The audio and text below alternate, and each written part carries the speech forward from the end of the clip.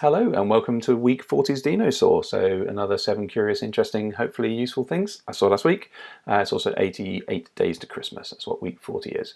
There was a big Amazon event this week and there were some refreshes of projects and some launches of some new projects as well. So two worth mentioning were Project Luna, which is their cloud gaming service. So a little bit like Stadia, for instance, where you play games essentially just through the video. You don't really need the hardware. You send it left, right, up, down. It renders the game in the cloud and it just sends you the video of the result back in almost real time, so you don't really need any hardware. So I think Far Cry is one of the launch titles. I think Resident Evil and Grid, for instance, if you're into your racing.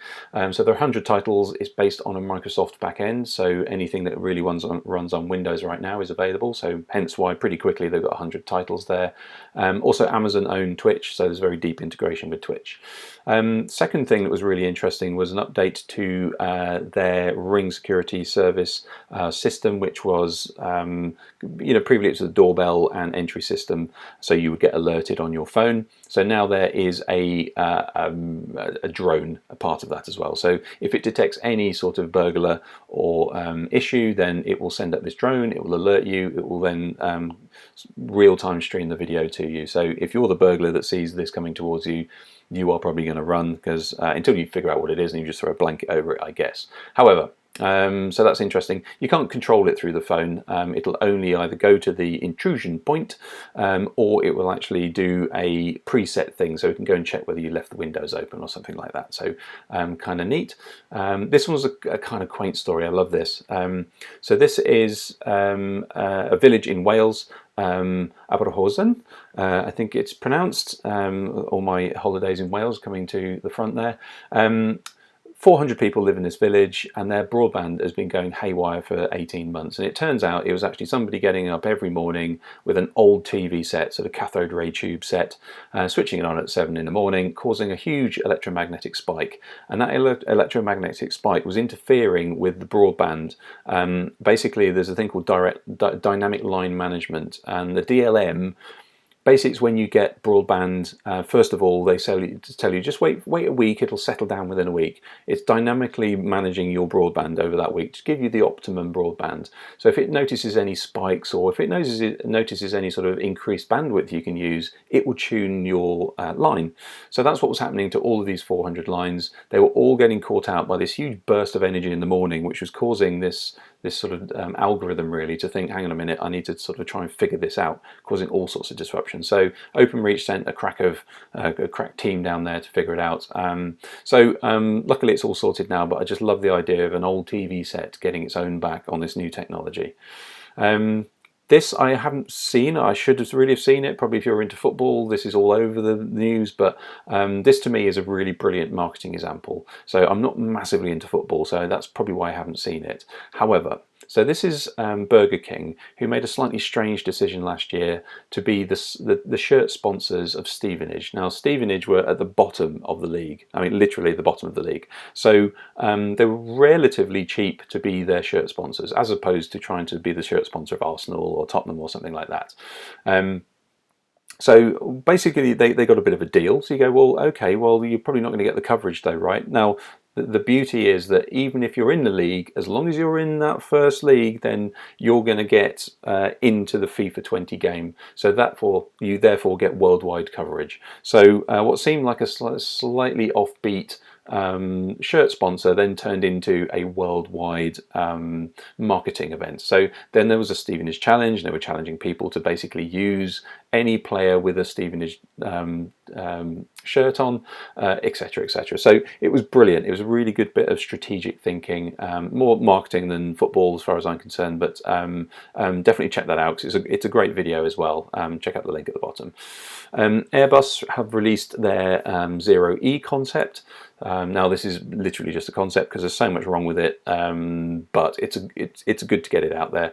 So ZeroE uses hydrogen power, liquid hydrogen fuel, and when you burn hydrogen, obviously you burn things usually in oxygen, and therefore hydrogen and oxygen, if you know your science, is H and two O's is water. So when you burn it, it creates water, and there's a fair few clouds up there anyway containing that stuff anyway, so it won't be polluting to the upper atmosphere.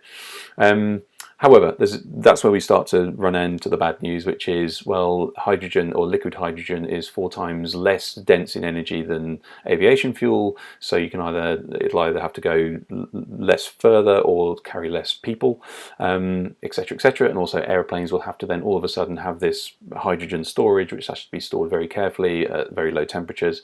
So there's a lot wrong with it, but there's a lot going in the right direction as well. I love where this is thinking, and also the design, which is moving away from this kind of thing in the middle with wings at the side.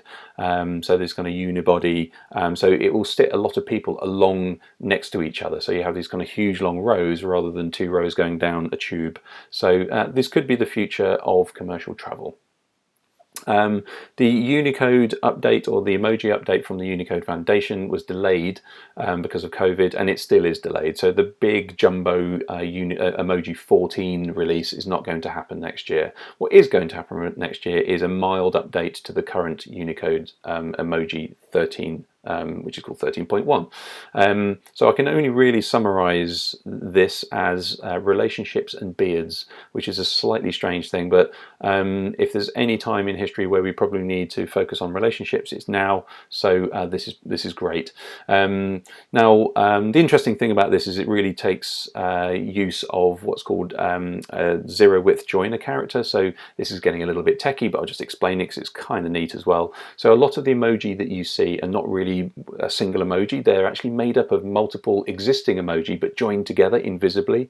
So they use this kind of special character to essentially tell a small little story, and it joins it together. So for instance, the pride flag, there is no pride flag emoji. It's actually the rainbow plus a white flag with this little character in between. So all of these characters here are using those zero width joiners. So it's kind of interesting. And also, big shout out to, thank goodness they've finally got a decent array of beard emoji. So thank you for that. Obviously, personally invested in that one.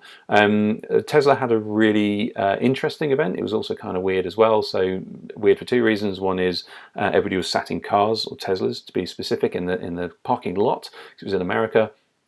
Flashed their lights and beeped their horns and things like that when they loved what they were hearing. And also Elon Musk was presenting, and he's kind of a weird presenter, so it was kind of stilted and a bit weird. It's hard to watch. However, some amazing things were discussed. The big thread of the entire event was saying that we're going to make, or Tesla are going to make electric cars way more affordable, way more efficient, and also way cheaper and better for the environment to manufacture. So I won't go into all of those things. There's videos available for you there. The big thing that they announced was their new battery, which was called the tabless design.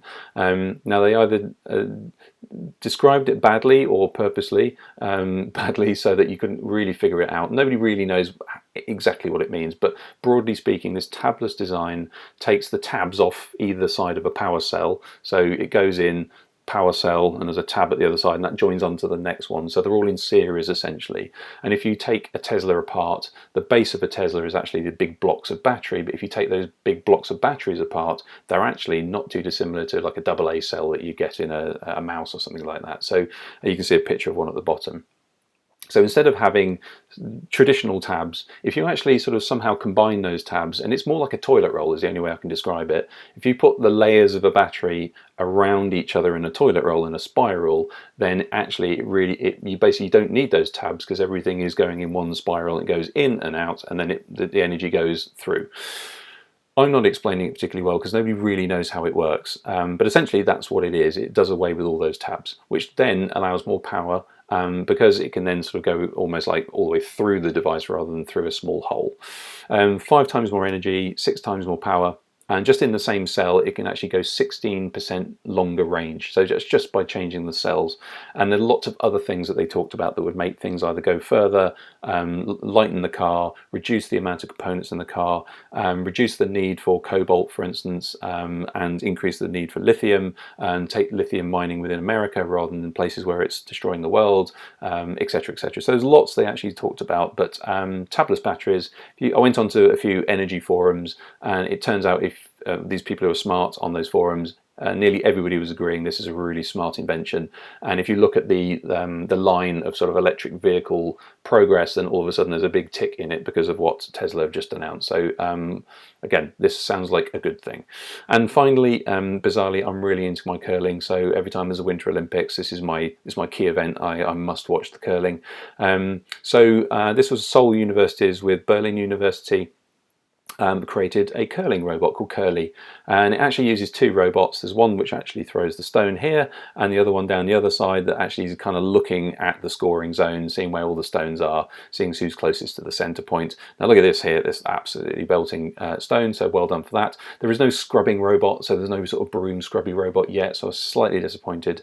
Now the point of this, I mean, yes, it looks funny, but the point of this is teaching robots, i.e. a real world robot in a real world scenario, playing against real humans in a real kind of environmental issue, which is on ice. There are stones, there's friction, there is rebounds, all those sorts of things. So there's an AI working this all out, and it's dealing with real world, and it's dealing with the human opponents as well. So things change in the real world on a dynamic basis. So unlike, for instance, playing chess against an AI, it's chess, it's logic. There aren't really physicality involved in chess games, at least when you're playing a computer.